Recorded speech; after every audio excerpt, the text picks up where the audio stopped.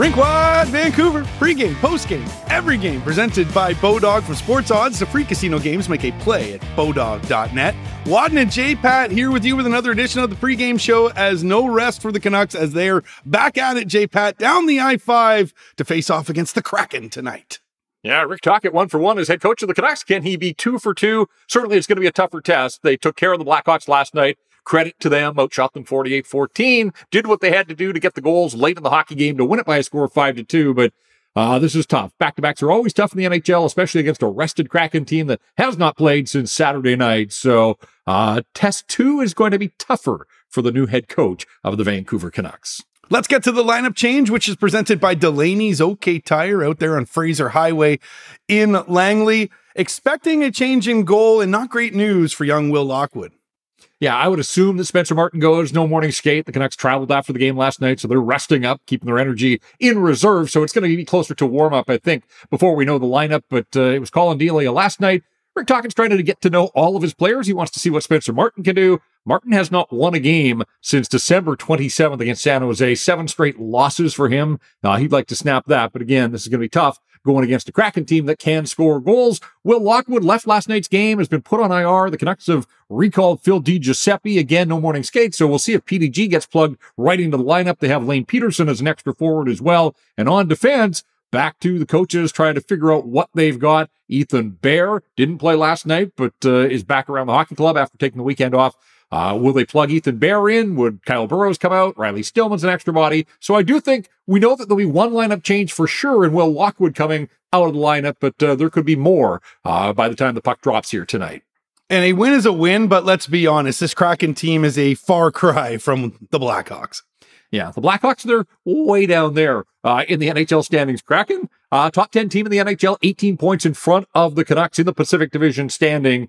And they have played some terrific hockey, particularly since the flip of the calendar. So, yeah, that's why we say, for Rick Tocchet, a win's a win. You want to get that first one and just sort of proof of concept and get his guys doing the things that he wanted. But it was hard to truly evaluate just because of the level of competition. So, yeah, tougher test tonight. And the Canucks, we'll see if they can come out on top, because they have never lost in their brief history to the Seattle Kraken team. 4-0 sweep last year and 2-for-2 so far this season. We'll see if they can make it 7-for-7 in this I-5 rivalry with a win at Climate Pledge tonight.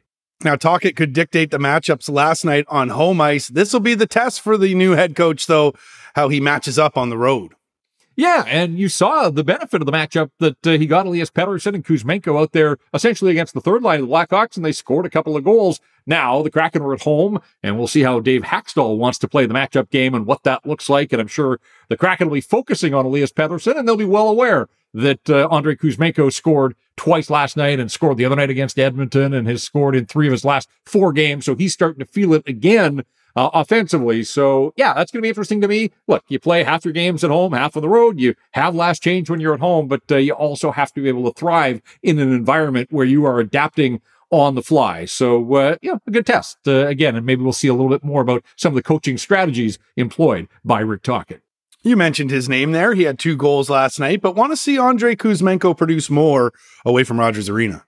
Yeah, and the chemistry is undeniable with Elias Pettersson. As long as those two are playing together, they should be productive home or away. But the numbers are what the numbers are. Kuzmenko's got 21 goals on the season. 14 of them have come on home ice and just 7 away from home.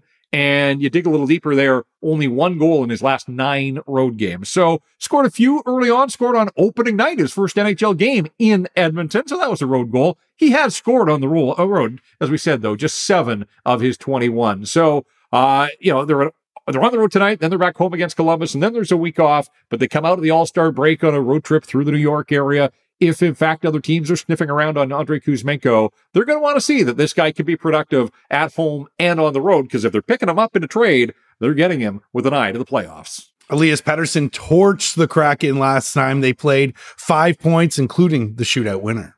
Yeah, and his 4-point night of his career, second this season, but I remember after that game, somebody asked JPat about, can you rank his 5-point performances? And I said that one was right at the top. He was in on all 5 of the Canuck goals and then put the hammer down in the shootout as well. You can't ask for a whole lot more from a guy than doing that. So the Canucks would certainly welcome that kind of repeat performance. I don't know that I can guarantee a 5-pointer from Elias Pettersson, but when he's on, he's on. We know that much. And something about this Kraken team that had him going that night. That was just before Christmas. And we'll see if he can keep those good vibes of the Canucks going in this Pacific Northwest rivalry. Let's focus in on the Kraken for just a moment. They lost to Colorado the other night. They've dropped a few recently, but they were red hot right before that.